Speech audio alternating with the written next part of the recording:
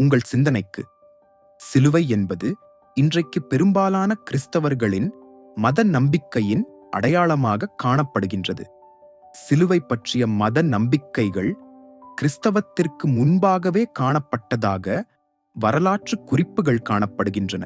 The cross, as a symbol, predates Christianity and appeared in various cultures and religions, including ancient Egypt. சிலுவை கிறிஸ்தவர்களின் மத நம்பிக்கை என்பது எப்படி ஆரம்பித்தது? அந்த நம்பிக்கை சரியானதா? எத்தனை வகையான சிலுவைகள் கிறிஸ்தவத்தில் காணப்படுகின்றன? சிலுவை அடையாளத்தை சிலையாக கருதிக் கொள்ளலாமா? இதுபோன்ற பல கேள்விகளுக்கு இந்த செய்தியில் பதில் உண்டு.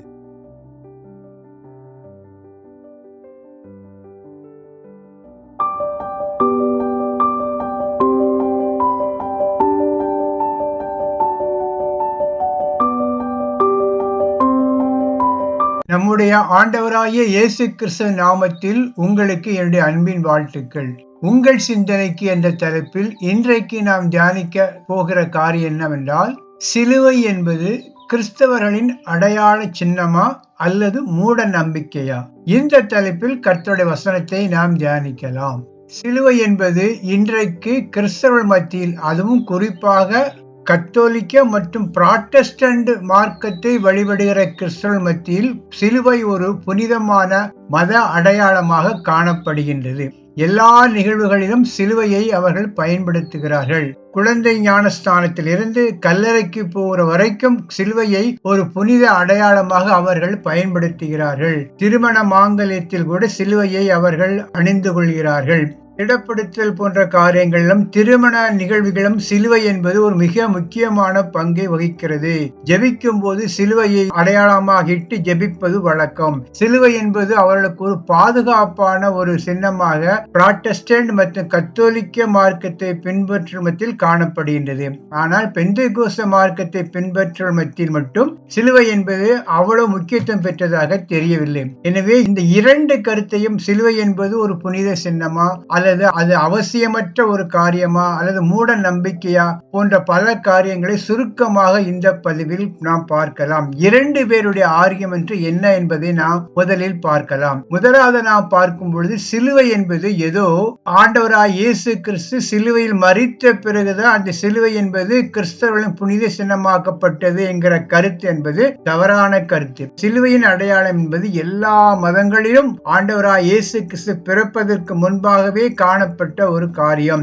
இயேசு கிறிஸ்து சிலுவையில் அறைந்த பிறகுதான் அந்த சிலுவை பயன்பாடு என்பது, சிலுவை வழிபாடு என்பது, சிலுவை புனித சின்னம் என்பது வந்துவிட்டது என்று கருதுவது மிகவும் ஒரு தவறான ஒரு கணிப்பாகும். இந்த சிலுவை பற்றியுள்ள பயன்பாடு, சிலுவை புனித சின்னமாக எப்பொழுது கருதப்பட்டது என்றால், இயேசு கிறிஸ்து பிறப்பதற்கு பல நூறு ஆண்டுகளுக்கு முன்பாகவே அது ஒரு மத அடையாளமாக காணப்பட்டது. எப்படி என்றால், ஆதியாகம புத்தகம் 10வது அதிகாரம் 9வது வசனத்தில் நிம்ரோத் என்கிற மன்னனை குறித்து பார்க்கலாம். கூஷ் நிம்ரோத்தை பெற்றான். இவன் பூமியிலே பராக்கிரமசாலியானான். இவன் கர்த்தருக்கு முன்பாக பலத்த வேட்டைக்காரனாய் இருந்தான். ஆகையால் கர்த்தருக்கு முன்பாக பலத்த வேட்டைக்காரனான நிம்ரோதை போல என்னும் வழக்கச் சொல் உண்டாயிற்று.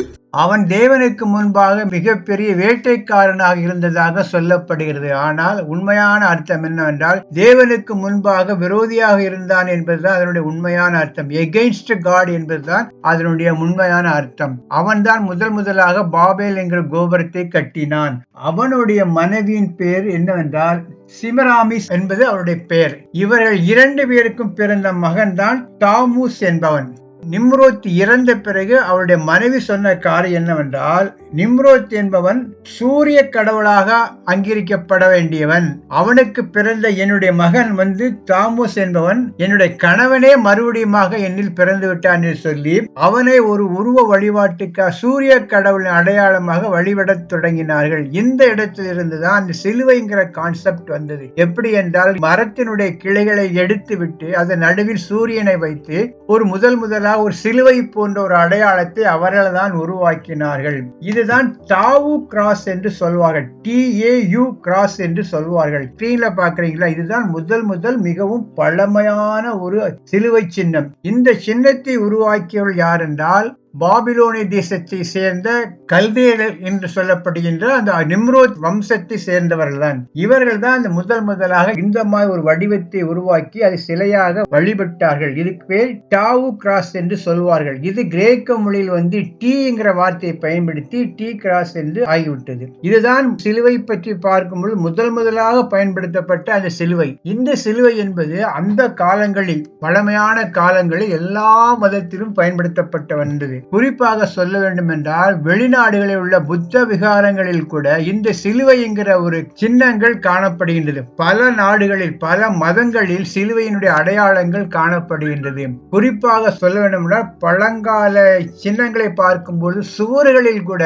இந்த சிலுவை பற்றிய சின்னங்கள் வரையப்பட்டிருப்பதாக வரலாற்று ஆசிரியர்கள் குறிப்பிடுகிறார்கள். அந்த அளவுக்கு சிலுவை என்பது கிறிஸ்து பிறந்த சிலுவையில் மரிப்பதற்கு முன்பாகவே சிலுவை என்பது ஒரு மத அடையாளமாக காணப்பட்டது. அது எல்லா மதங்களிலும் பரவி காணப்பட்டதாக நாம் அறிந்து கொள்ளலாம். இதற்கு பிறகுதான் சிலுவை என்பது கிறிஸ்தவத்திற்குள் வந்ததாக நாம் அறிந்து கொள்ள வேண்டும். எனவே சிலுவை என்பது கிறிஸ்தவருடைய புதிய கண்டுபிடிப்பு அல்ல. அது ஏற்கனவே பல்வேறு பரிமாணங்களில் சிலுவை என்பது காணப்பட்டது. இனி அடுத்ததாக இந்த சிலுவை என்பது எப்பொழுது கிறிஸ்தவத்துக்குள் எப்படி வந்தது என்பதை பற்றி இப்பொழுது நாம் சுருக்கமாக பார்க்கலாம். கிறிஸ்தவத்தில் சிலுவை எப்படி நுழைந்தது என்று பார்க்கும் பொழுது 2 வகையான கருத்துக்கள் உண்டு.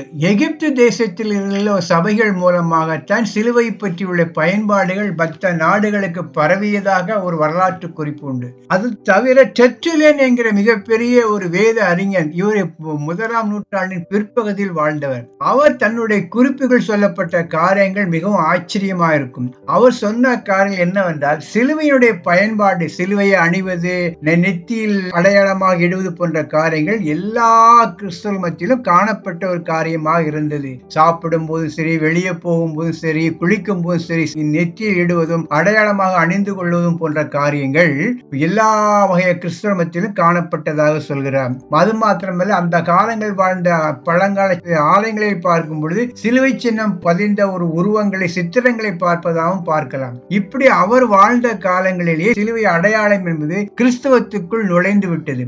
அதற்கு காரணம் என்ன என்று தெரியாது. ஆனால் ஒரு நம்பிக்கையின் அடிப்படையிலே அந்த சிலுவையினுடைய அடையாளம் சபைக்குள்ளே வந்துவிட்டது. அதற்கு பிறகு சிலுவையை பற்றியுள்ள மிகப்பெரிய ஒரு புரிதல் ஏற்பட்டது என்றால், கான்ஸ்டன்டைன் என்கிற ஒரு மிகப்பெரிய ரோமாபுரி மன்னன் தன்னுடைய எதிரியான மேக்சண்டியோஸ் என்கிறவனை மேற்கொள்வதற்காக பிரான்ஸ் தேசத்திலிருந்து இத்தாலியை நோக்கி வரும் பொழுது, மிகப்பெரிய போராட்டத்தை எதிர்நோக்கி வந்து கொண்டிருக்கும் பொழுது, அவன் மதியான வேளையில் மிகப்பெரிய ஒரு காட்சியை காண்கிறான். பிரகாசமான ஒளி. அந்த ஒளியின் மத்தியில் சிலுவையை ஒரு காட்சியாக பார்க்கின்றான். அந்த காட்சியின் மத்தியில் ஒரு வார்த்தை காணப்படுகின்றது. என்னவென்றால், by this you will conquer, இதன் மூலம் நீ வெற்றி பெறுவாய்ங்கிற வார்த்தை காணப்பட்டது.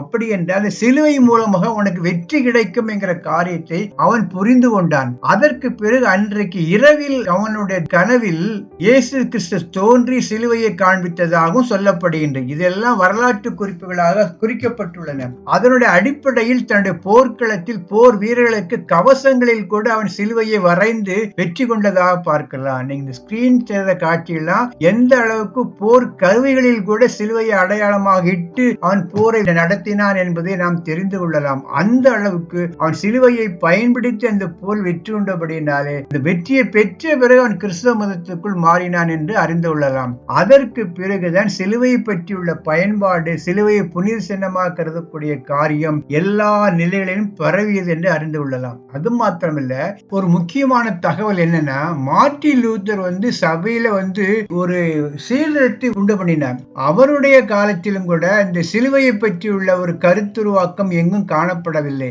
அவருடைய காலத்திலும் சிலுவை புனித பொருளாக பயன்படுத்தப்பட்டது, திருமணங்களில் பயன்படுத்தப்பட்டது, மாங்கல்யங்களில் சிலுவை அணியப்பட்டது, மற்றபடி பாஸ்டர் ஆர்டினேஷன், திடப்படுத்தல் போன்ற எல்லா நிகழ்வுகளிலும் சிலுவையை ஒரு அடையாளமாக, நினைவு சின்னமாக, ஒரு பாதுகாப்புக்கான ஒரு அடையாளமாக சிலுவை பயன்படுத்தப்பட்டது. இதை பற்றி மார்ட்டின் லூத்தரோ அதற்கு பிறகு வந்த யாரும் இதை பற்றி எந்த விதமான எதிர்ப்பையும் தெரிவிக்கவில்லை என்பதையும் நாம் கருத்தில் கொள்ள வேண்டும். எனவே இதனால் கத்தோலிக்க சபைகள் மத்தியிலும் புராட்டஸ்டன்ட் மக்கள் மத்தியிலும் சிலுவை என்பது ஒரு பரிசுத்தமான சின்னமாக இன்றளவுக்கும் பயன்படுத்தப்பட்டு வருகிறது. அடுத்ததாக நாம் தியானிக்கக்கூடிய காரியம் என்னன்னா, சிலுவையை ஏன் ஒரு புனித சின்னமாக கருதக்கூடாது என்பதற்கான காரணங்கள். சிலுவையை வழிபட வேண்டும், சிலுவையை புனித சின்னமாக கருத வேண்டும் என்று வேதத்தில் எந்த இடத்திலும் தெளிவான ஒரு விளக்க உரைகள், தெளிவான வசனங்கள் காணப்படவில்லை.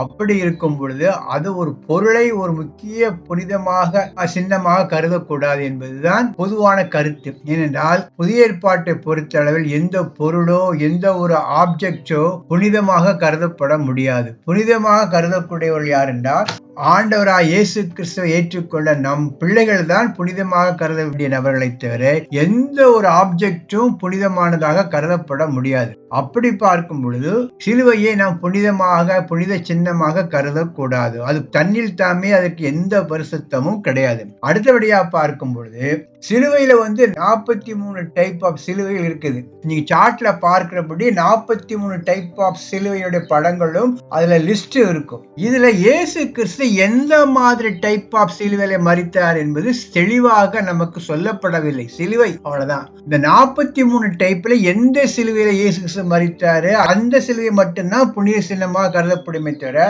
43 சிலுவை வைத்துக் கொண்டு அதை ஒரு புனித சின்னமாக கருதப்படக்கூடாது. அடுத்தபடியாக it is not what but it is who. எது என்பதல்ல, யார் என்பதுதான் முக்கியம். சிலுவை என்கிற பொருள் தன்னில் தானே எந்த மகிமையும் ஒரு பசுத்தத்தையும் கொண்டதல்ல. அதில் இயேசு கிறிஸ்து மரித்த காரணத்தினால்தான் அதற்கு ஒரு மகிமையை தவிர ஒரு பெருமையை தவிர அது தன்னில் தானே எந்த பசுத்தத்தையும் உடையதாக கருதப்படக்கூடாது. எனவே இயேசு கிறிஸ்து அதை மரித்ததனால்தான் அந்த சிலுவைக்கு அவ்வளவு பெரிய பேரை தவிர மற்றபடி அது தன்னில் தானே எந்த பசுத்தத்தையும் கொண்டதல்ல. எனவே சிலுவையை நாம் ஒரு புனிதமான பொருளாக கருதப்படக்கூடாது. 43 டைப்ல பாத்தீங்கன்னா ஒவ்வொரு சிலுவைக்கும் சில முக்கியத்துவங்கள் உண்டு. முதலாவது பார்க்கக்கூடிய காரியம் என்ன, லாட்டின் கிராஸ். இதுதான் எல்லா நாடுகளிலும் எல்லா கிறிஸ்துவ மக்களாலும் அங்கீகரிக்கப்பட்ட சிலுவை. ஸ்கிரீன்ல பார்க்கும்போது தெரியும், இது பேர் லாட்டின் கிராஸ். இதுதான் எல்லா நாடுகளிலும் பொதுவாக சிலுவை என்பதற்கான ஒரு அடையாளமாக இருக்குது. அடுத்தது பார்க்கும்போது கிரீக் கிராஸ். இதனுடைய அடையாளம் என்னன்னா, ஸ்கிரீன்ல பார்க்கும்போது கிறிஸ்துவம் என்பது 4 திசைகளிலும் பரவ வேண்டும் என்பதற்காக அமைக்கப்பட்ட அந்த கிராஸ். அடுத்ததாக பார்க்கக்கூடிய கிராஸ் என்ன, செலிட்டிக் கிராஸ் என்று சொல்வார்கள். நீங்க ஸ்கிரீன்ல தெரிந்து பார்க்கலாம். இது இங்கிலாந்து அயர்லாந்து தேசங்களில் தான் இந்த சிலுவை படங்கள், சிலுவை பற்றியுள்ள வரைபடங்கள் போன்றவைகள் காணப்படுகின்றது. இது பேர் செலிட்டிக் கிராஸ் என்று சொல்வார்கள். அடுத்ததாக ஒரு கிராஸ் என்ன, ஆண்ட்ரூஸ் கிராஸ். இந்த ஆண்ட்ரூஸ் கிராஸ் எதுனா, இந்த சிலுவையில் தான் இந்த மாதிரி டைப்ல தான் ஆண்ட்ரூ என்கிற மிகப்பெரிய தேவனுடைய மனிதன் சிலுவையில் அறையப்பட்டபடியினால இது ஆண்ட்ரூ கிராஸ் என்று சொல்வார்கள். அடுத்தபடியா செயின்ட் பீட்டர்ஸ் கிராஸ். தன் எஜமானா இயேசு கிறிஸ்து எப்படி சிலுவையில் அறையப்பட்டு மரித்தாரோ அதே போல் எனக்கும் வேண்டாம் என்று சொல்லி சிலுவையை தலைகீழாக வைத்து அது மரித்ததாக பார்க்கலாம். இது பேரு செயின்ட் பீட்டர்ஸ் கிராஸ். இறுதியா பார்க்கக்கூடிய கிராஸ் என்ன, ஜெருசலேம் கிராஸ். இந்த சிலுவை எப்பொழுது பிரபலமாச்சுன்னா, குருசேட் என்று சொல்லக்கூடிய சிலுவை போர் மத்தியில ஜெருசலேமை கைப்பற்றுவதற்காக நடந்த போரில் இந்த சிலுவை ஒரு அடையாளமாக பயன்படுத்தப்பட்டது. இதுக்கு பேரு ஜெருசலேம் கிராஸ் என்று சொல்வார்கள். இப்படி சிலுவையை பற்றி பல்வேறு டைப் காணப்படுவதனாலே எந்த டைப் ஆஃப் சிலுவையில இயேசு மரித்தார் என்று தெரியாத காரணத்தினாலே சிலுவையை ஒரு வழிபாட்டு சின்னமாக நாம் வழிபடக்கூடாது, மத சின்னமாக கருதப்படக்கூடாது. அது ஒரு ஆப்ஜெக்டுக்கு எந்த பரிசுத்தமும் தன்னில் தானே கொண்டதல்ல. இதனுடைய அடிப்பில் வைத்து பார்க்கும்போது சிலுவையை ஒரு மத அடையாளமாக பயன்படுத்தக்கூடாது, அது ஒரு விக்கிர ஆராதனைக்கு வழிவகுத்து விடும் என்பது சிலுவையை புனித சின்னமாக கருதக்கூடாது என்று சொல்லுகிறவர்கள் வைக்கக்கூடிய ஒரு ஆர்குமெண்ட். அது மாத்திரமல்ல, கான்ஸ்டன்டைன் என்கிற ரோமாபுரி மன்னன் சிலுவை கொடியை பயன்படுத்தி தான் தன் எதிரிகளை போர்க்களத்தில் வீழ்த்தினான். பின்பு அவன் ரோமாபுரி சாம்ராஜ்யத்தின் மன்னனாக மாறினான். இது தவிர 1095 முதல் 1291 வரை கிறிஸ்தவ நாடுகள் சிலுவை கொடியை பயன்படுத்தி இந்த கவசங்களை எல்லாம் சிலுவை அடையாள சின்னமாக பயன்படுத்தி எருசலேமை கைப்பற்றுவதற்காக முஸ்லிம் மன்னர்களோடு அரசர்களோடு போராடி மிகப்பெரிய மனித இழப்பை கொடுத்ததாக நாம் பார்க்கலாம். ஏறக்குறைய 200 ஆண்டுகள் மதத்தின் பெயரால் முஸ்லிம்களை விரட்ட வேண்டும், அழிக்க வேண்டும் என்பதற்காகவும் எருசலேமை கைப்பற்ற கைப்பற்ற வேண்டும் என்பதற்காக மிகப்பெரிய போர்க்களங்கள், சிலுவை கொடியை பயன்படுத்தி, சிலுவை அடையாளத்தை பயன்படுத்தி தான் இந்த போர்க்களங்கள் எல்லாம் நடந்தது. இதை எண்ணி பார்க்கும் பொழுது அன்புக்கும் மன்னிப்புக்கும் இரக்கத்துக்கும் அடையாளமாக காணப்பட வேண்டிய அந்த சிலுவை அடையாளத்தை பயன்படுத்தி தான் மிகப்பெரிய போர்க்களங்கள் ஏற்பட்டது என்று எண்ணும் போது உண்மையாகவே கிறிஸ்தவத்தின் அடையாளமாக இந்த சிலுவையை நாம் ஏற்றுக்கொள்ள வேண்டுமா என்கிற சந்தேகம் நமக்கு எழாமல் இல்லை. சபைகளில் காணப்படுகின்ற சிலுவையை எப்படி பார்க்க வேண்டும் என்றால்,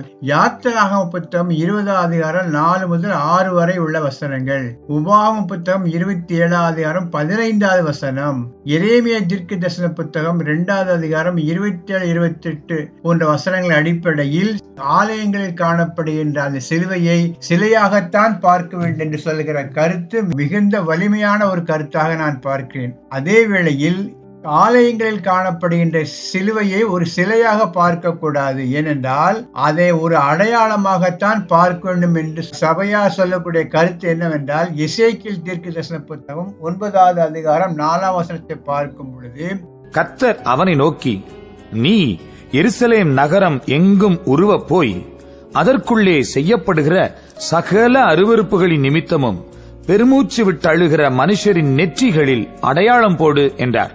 எருசலேமின் அருவருப்புகளுக்காக பெருமூச்சு விடுகிற அந்த மனிதரின் நெற்றியில் அடையாளம் போடுகிற வார்த்தையை நாம் பார்க்கலாம். அப்படி என்றால் அடையாளம் விடுவது என்பது ஒரு காலகாலமாக சபை மக்கள் மத்தியில் காணப்படுகின்ற ஒரு காரியம். வெளிப்படுத்தின விசேஷம் 14 அதிகாரம் 1 வசனத்தில் பார்க்கும் பொழுது, பின்பு நான் பார்த்தபோது இதோ சீயோன் மலையின் மேல் ஆட்டுக்குட்டியானவரையும் அவரோட கூட அவருடைய பிதாவின் நாமம் தங்கள் நெற்றிகளில் எழுதப்பட்டிருந்த 144,000 பேரையும் நிற்க கண்டேன்.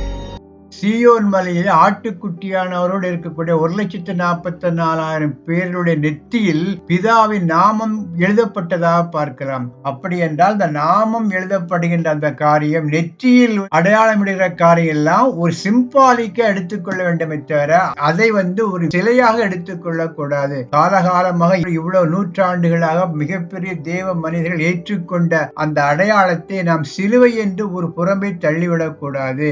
சிலுவை என்பது அன்பின் அடையாளம், மன்னிப்பின் அடையாளம். ஒருவேளை கான்ஸ்டன்டைனோ சிலுவை போர்கள் மூலமாக பல விதமான மிஸ்யூஸ் நடந்திருந்தாலும் கூட அவைகளை ஒதுக்கி வைத்துவிட்டு சிலுவையை உலகத்திற்கு சொல்லக்கூடிய ஒரு அன்பின் அடையாளமாகத்தான், ஒரு சிம்பிள், அவ்வளவுதான்.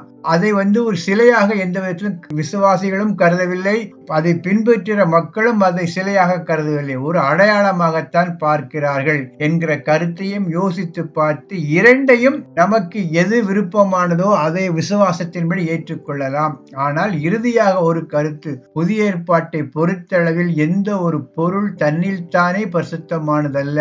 எண்ணெயோ கர்ச்சிப்போ சிலுவையோ தன்னில் தானே பரிசுத்தமானதல்ல. ஆண்டவராய் இயேசுவின் இரத்தத்தால் மீட்டெடுக்கப்பட்ட தேவ மனிதர்கள் தான் பரிசுத்தமானவர்கள் என்கிற கருத்தை இந்த இடத்தில் சுட்டி காட்ட விரும்புகிறேன். இந்த செய்திகள் உங்களுக்கு பிடித்திருக்கும் என்றால் லைக் கொடுங்க. இதுவரைக்கும் என்னுடைய சேனல் சப்ஸ்கிரைப் பண்ணாதவங்க சப்ஸ்கிரைப் பண்ணுங்க. கர்த்தர் தாமே உங்களை ஆசீர்வதிப்பாராக. ஆமென்.